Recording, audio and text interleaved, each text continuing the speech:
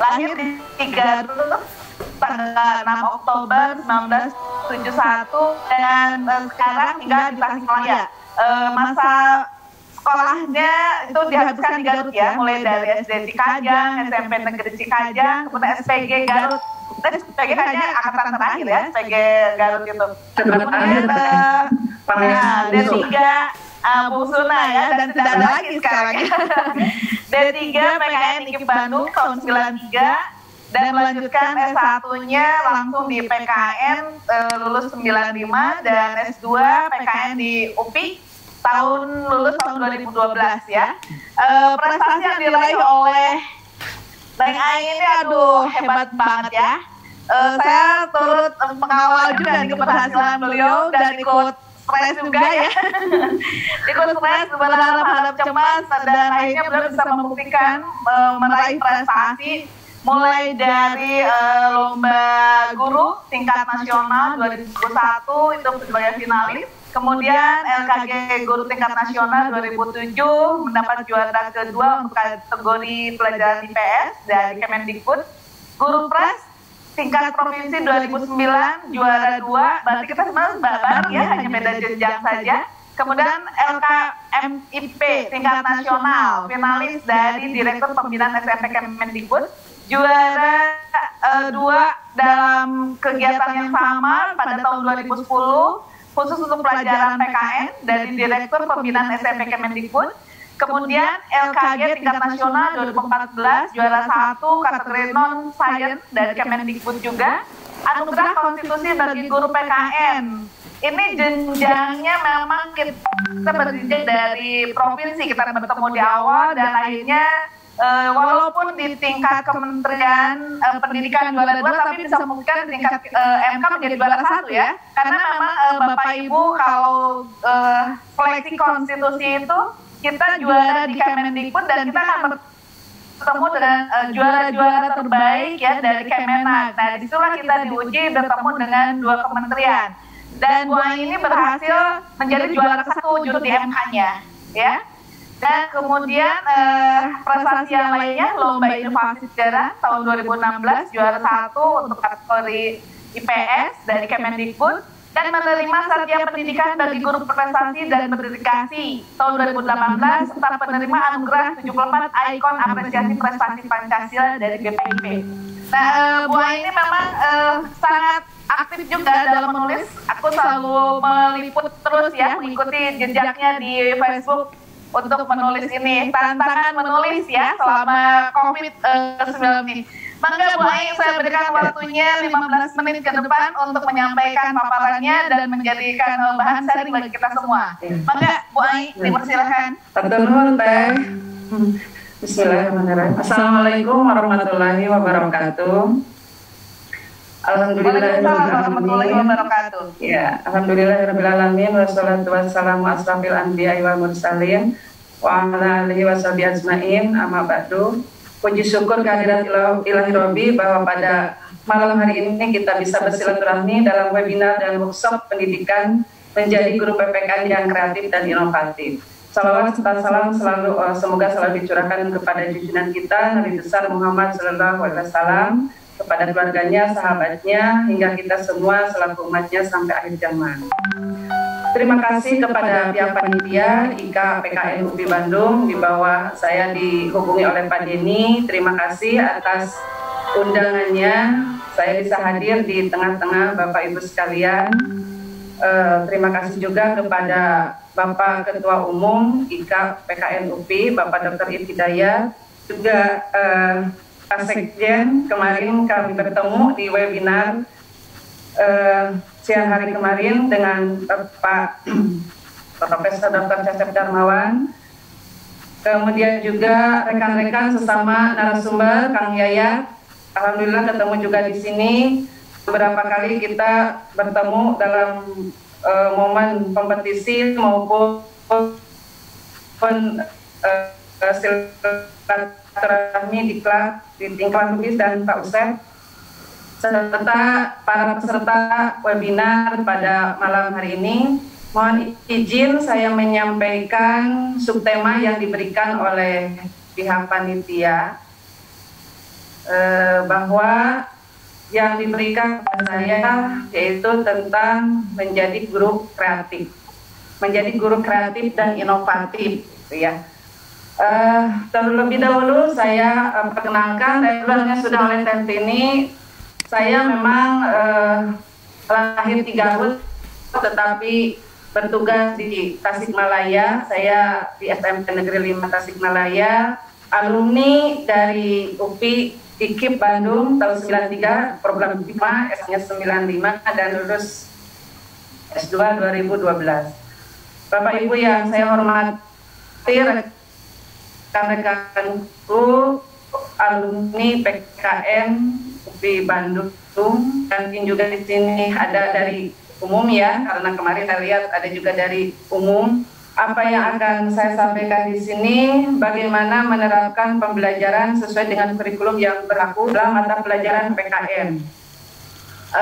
Di sini barangkali saya sharing pengalaman saja, Bapak Ibu. Saya juga memahami bagaimana kita dalam melaksanakan tugas sebagai guru tentu tidak terlepas dari hukum yang berlaku. Sejak diangkat sebagai guru tahun 94, saat itu saya masih menyelesaikan skripsi di S1 PMPKN, tetapi sudah diangkat menjadi ASN atau PNS di Kota Bogor pada tugas pertama.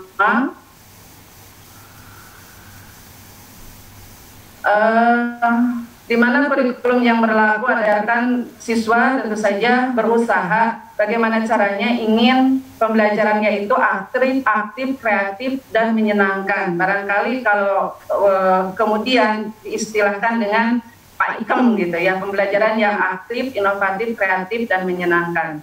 Pada masa itu dikembangkan oleh Profesor Kosasih Jahiri pembelajaran portofolio.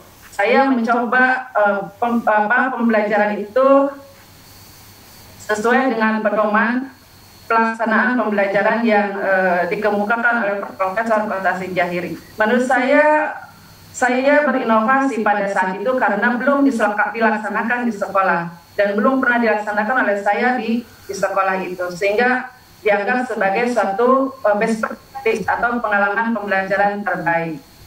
Kemudian seiring dengan perkembangan kurikulum berikutnya berubah kurikulum 2004 dengan kurikulum berbasis kompetensi, di mana pada saat itu dikembangkan model-model pembelajaran kooperatif dengan ilmu baru bahwa banyak teknik pembelajaran kooperatif, baik itu tentang misalnya Jigsaw, STAR, NHT, dan lain-lain saya cobakan dalam proses pembelajaran. Kemudian ada juga model pembelajaran kontekstual, mengaitkan antara materi pelajaran dengan kondisi lingkungan yang sebenarnya. Dan saya cobakan itu setahap demi setahap, apa yang ada dalam materi pelajaran kemudian diterapkan di kelas. Bagaimana anak-anak mampu mempraktikkan, terutama dalam praktik belajar kewarganegaraan. Ini nanti ada beberapa misalnya contoh yang bisa saya kemukakan di sini, beberapa hasil pelaksanaan model pembelajaran, misalnya tadi cooperative learning dengan debat, dengan board game, itu bisa dikatakan sebagai best practice atau pengalaman pembelajaran terbaik pada saat itu karena belum pernah dilaksanakan. Kemudian dengan pembelajaran contextual learning, saya cobakan pembelajaran itu dengan mempraktekkan. Barangkali ya kemarin, minggu kemarin dalam webinar saya sampaikan juga ini sebagai contoh, tapi pada saat ini lebih fokus ke mata pelajaran PPKN gitu ya. Dimana dalam pembelajaran dalam kurikulum KBK dulu ada materi kemerdekaan menyampaikan pendapat di muka umum, kemudian saya praktik demonstrasi damai, yang mana pada masa itu awal reformasi keluar undang-undang tentang kemerdekaan menyampaikan pendapat di muka umum, dan saya cobakan dipraktekkan di sekolah secara klasikal. Seluruh kelas 7 waktu itu mempraktekkan demonstrasi yang damai itu seperti apa dengan dikemukakan langkah-langkah pembelajarannya gitu ya, sesuai dengan undang-undang yang berlaku. Kemudian model lainnya simulasi sidang pengadilan yang sebelumnya ini saya punya ide bahwa anak-anak bisa melaksanakan simulasi sidang pengadilan itu. Saya buatkan video pembelajarannya dengan cara melakukan kunjungan ke tempat pengadilan negeri gitu. Selama proses sidang pengadilan kami dokumentasikan sehingga dijadikan sebagai media pembelajaran. Maka dalam hal ini sekaligus saya buatkan media pembelajaran dan model pembelajaran. Selanjutnya berkembang di awal tahun 2012, kebetulan tesis saya tentang Project Citizen, saya praktekkan itu ilmu yang saya peroleh dari Profesor Dasim Budimansa, saya praktekkan bahkan sebagai tugas akhir S2 dengan pembelajaran Project Citizen. Dan itu pun saya anggap sebagai best practice, pengalaman pembelajaran terbaik sebagai salah satu inovasi pembelajaran karena belum pernah saya lakukan. Dan ternyata hasilnya luar biasa, anak-anak kreatif, sumber yang mereka cari pun bisa dilakukan di luar sekolah, melalui lembaga-lembaga, instansi mereka melakukan kunjungan, melakukan observasi, bahkan wawancara ke instansi-instansi lembaga yang berkaitan dengan materi yang mereka bahas di kelas, gitu ya. Kemudian dari Project Citizen, kemudian berlaku kurikulum 2013, di mana Project Citizen salah satu model pembelajaran yang bisa diadaptasi di dalam model pembelajaran pendekatan saintifik gitu ya, diantaranya ada PJBL, selain discovery learning maupun problem based learning.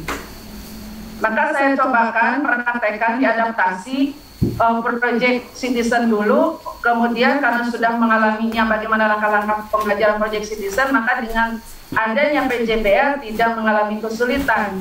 Kemudian saya Project Citizen itu diadaptasi supaya lebih sederhana dan bisa diterapkan di hampir setiap kelas, di setiap semester, dan setiap tahun saya targetkan ada program unggulan PJBL ini gitu ya. Dulu PJBL-nya tentang bagaimana paparan hasil produk anak itu berupa beberan seperti mading, seperti pada saat Project Citizen. Tetapi kemudian saya kembangkan bahwa produk yang dihasilkan oleh anak-anak, apalagi dengan memberdayakan kemampuan mereka bermain IT, kemampuan mereka yang hobi bermain gadget, gitu. Saya berdayakan mereka supaya produknya berbasis IT berupa editing video gitu ya. Inilah yang dulu saya ajukan sebagai salah satu karya inovasi pembelajaran, yaitu pembelajaran berbasis project dengan editing video gitu. Hasilnya adalah berupa video pembelajaran. Kemudian terakhir kemarin dalam pembelajaran juga dikembangkan bagaimana proyeknya dengan materi yang dikaitkan bagaimana caranya supaya bisa melestarikan budaya daerah, yaitu pada materi keberagaman budaya Indonesia, gitu, keberagaman syarat atau harmoni dalam keberagaman.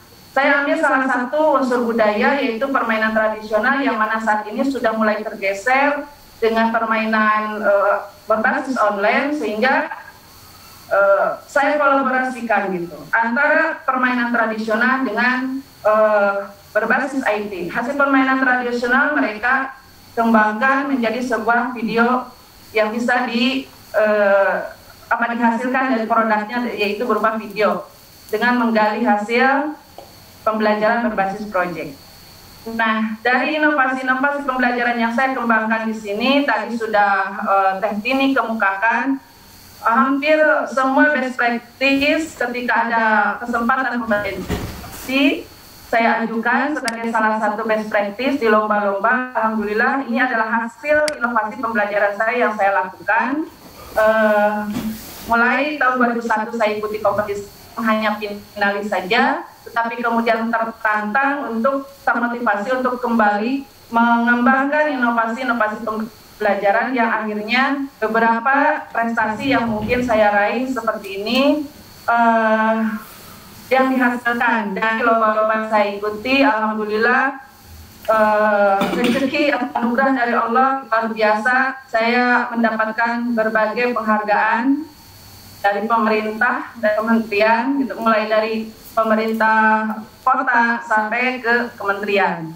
Kemudian hal lainnya, saya juga mendapatkan kesempatan short course ke negeri Belanda. Walaupun sebelumnya juga dalam program yang lain, yaitu program RSPI, juga sama seperti Kang Yayan tadi, pernah juga mengikuti kegiatan short course di Adelaide, Australia. Itu hanya dalam program RSPI dulu, tetapi kemudian sebagai reward beberapa waktu lalu mendapat kesempatan short course di negeri Belanda, yaitu di Windesheim University dan Leiden University. Selain dari itu, apa yang saya peroleh juga mendapatkan penghargaan dari Presiden berupa Satya Lancana Pendidikan tahun 2018, dan terakhir kemarin adalah ikon prestasi, apresiasi prestasi Pancasila bersama dengan insan prestasi lainnya dari berbagai kategori. Alhamdulillah itu sebagai hasil inovasi pembelajaran yang saya peroleh.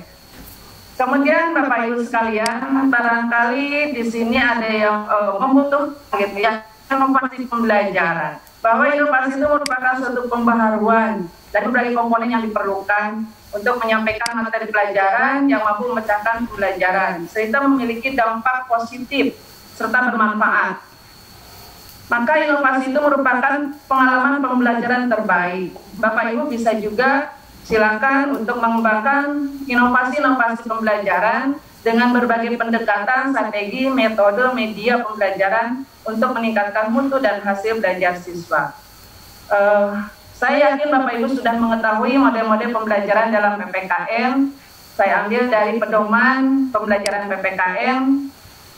Ternyata banyak gitu dan bisa dilaksanakan. Tinggal memilih apa saja yang model yang bisa diterapkan. Seperti tadi saya kembangkan bermain peran atau simulasi, kemudian berlatih demonstrasi damai, dan itu bisa kita lakukan.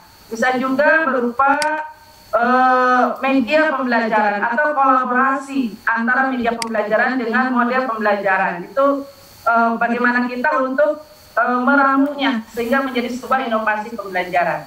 Bapak Ibu sekalian, bagaimana kita menerapkan prinsip-prinsip inovasi, karya inovasi tentu harus terinovatif.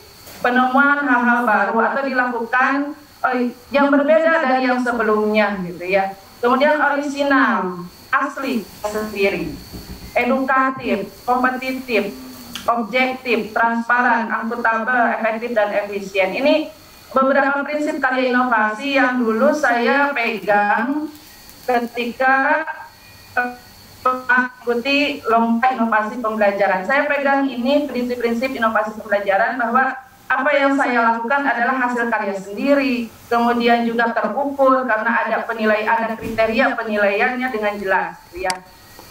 Kemudian dapat ya baik. Selanjutnya mungkin di sini kita apabila Bapak Ibu ingin menerapkan inovasi pembelajaran, bisa bagaimana kita menganalisis kurikulum, analisis masalah dalam KBM, apa yang akan kita kembangkan gitu. Saya yakin Bapak Ibu dalam mengajar itu banyak program unggulan atau media ataupun model pembelajaran yang bisa dikembangkan, atau bisa menemukan model pembelajaran baru atau kolaborasi antara media dengan model pembelajaran. Hanya mungkin yang dibutuhkan adalah bagaimana kita kemampuan menyusun karya inovasinya. Ini adalah pedoman yang saya gunakan ketika mengikuti lomba karya inovasi pembelajaran. Tetapi tergantung dari gaya selingkung, siapa yang penyelenggara dari lomba karya inovasi itu. Kemudian Bapak Ibu sekalian, dari beragam karya tulis yang saya lakukan, beberapa inovasi pembelajaran yang saya kerjakan itu sebagian sudah dibukukan sebagai buku yang ber-ISBN. Ini sekaligus untuk menambah angka kredit saya bahwa apa yang hasil inovasi yang saya buat itu dibuatkan dalam sebuah buku. Mungkin ini beberapa karya yang bisa saya tampilkan, walaupun masih sedikit dan masih perlu waktu untuk bisa berkarya lagi. ini adalah yang kemarin saya lakukan, ikuti setiap bulan. Alhamdulillah sudah 4 bulan ini berturut-turut 1 bulan 1 buku bersama dengan grup Media Guru Indonesia untuk menyusun antologi buku gitu ya. Baiklah Bapak Ibu, barangkali ini sebagai sharing saja pengalaman yang saya lakukan. Mungkin ada beberapa di antaranya karya inovasi dan saat ini sedang dikembangkan, yaitu implementasi short movie, implementasi nilai-nilai Pancasila yang mungkin belum saya tulis karya inovasinya walaupun sudah dilaksanakan. Mungkin itu saja Teh Tini, barangkali sharing pengalaman dari saya. Terima kasih, mohon maaf atas segala kekurangan. Wabillahi taufiq wal hidayah. Wassalamualaikum warahmatullahi wabarakatuh.